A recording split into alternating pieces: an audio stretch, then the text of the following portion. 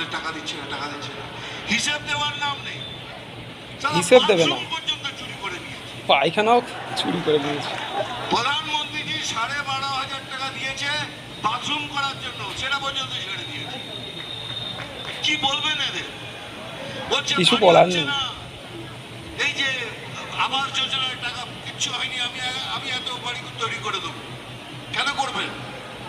ঠিকই তো, যে কোনো ডিস্ট্রিক্টে যান, প্রধানমন্ত্রী আবাস যোজনায় টাকা দিচ্ছে, আপনি কেন দেবেন? কোনো বাড়ি 30% হয়েছে, 40, 50, 60, 70% হয়ে আটকে গেছে।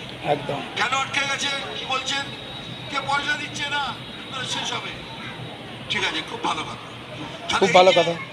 অসম্পূর্ণ বাড়িগুলো রয়েছে, আপনাদের মতামত অবশ্যই জানাবেন কমেন্টে। ওই টাকাটা দিয়ে নতুন এলে সাবস্ক্রাইব করবেন, চ্যানেলে লাইক করবেন ভিডিওতে। সেটা করবেন না কেন? প্রধানমন্ত্রীর নাম হবে।